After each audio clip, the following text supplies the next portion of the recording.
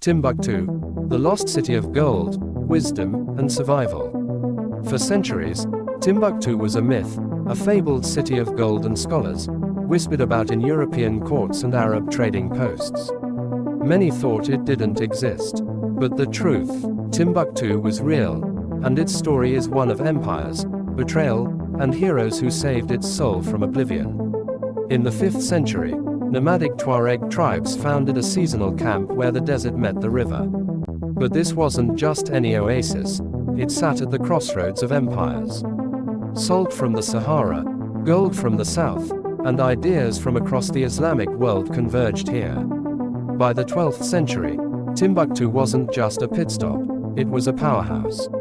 Enter Mansa Musa, ruler of the Mali Empire, the richest man in history. After his legendary pilgrimage to Mecca, Timbuktu became a global icon. But its true wealth wasn't gold, it was knowledge. Sankore University attracted the brightest minds of the age. Thousands of manuscripts filled libraries, debating everything from star charts to human rights. But empires fall. In 1591, Moroccan cannons shattered Timbuktu's gates. Scholars were enslaved, libraries burned. Then, as Europe's ships conquered the seas, the desert caravans dried up. By the 1800s, Timbuktu was a ghost town, a mystery for adventurers like René Callier to discover. Yet Timbuktu's heart survived. For generations, families guarded its manuscripts in secret. And in 2012, when jihadists tried to erase its history, these heroes smuggled 400,000 texts to safety. Today, teams race to digitize them, proof that ideas are harder to kill than tyrants think. Timbuktu is no longer a myth. It's a UNESCO World Heritage Site, a symbol of Africa's forgotten brilliance.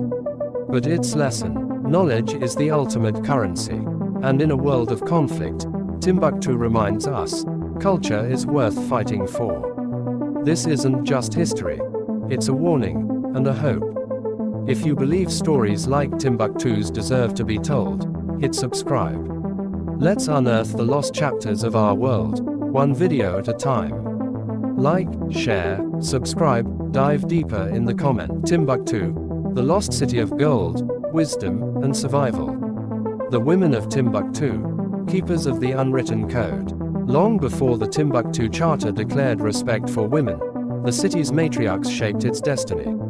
Oral histories speak of Aisha al-Timbuktiya, a 14th century jurist who mediated clan disputes under the shade of the Great Mosque. Her rulings on inheritance and marriage were scribed in margins of Qurans, hidden from invaders. Centuries later, when jihadists banned girls from schools in 2012, grandmothers revived secret sand classrooms, in desert camps, etching algebra and poetry onto wooden tablets. Our mothers taught us to fight with ink, not swords, says Fatima Al-Ansar, a modern-day teacher preserving Bambara folktales. A woman's voice is a library that cannot burn. Architecture of the invisible, when walls whisper. Timbuktu's skyline was a symphony of sun-baked earth. The Sankore Mosque, with its pyramidal minaret, was designed so precisely that its shadow marked prayer times like a sundial. Builders mixed clay, rice husks, and camel milk into living mortar, that breathed with the desert's heat. But the true genius lay beneath, a labyrinth of tunnels connecting libraries to the river, allowing scholars to flee with manuscripts during raids. Today, these passages crumble, eaten by termites and time.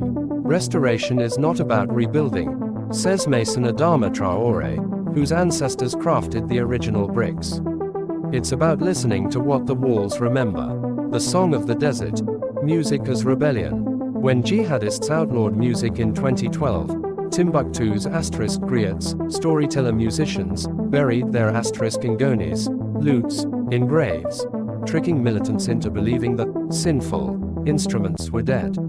At night, they unearthed them to play coded ballads of resistance. The late Ali Farka Touré, Mali's blues legend, once said, "Our music is the Sahara's heartbeat.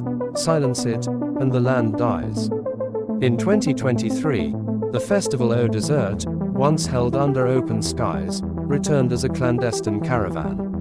Audiences gather in dunes, phones off, as melodies rise with the moon. Every note is a shield, whispers guitarist Ahmed Ag Kidi.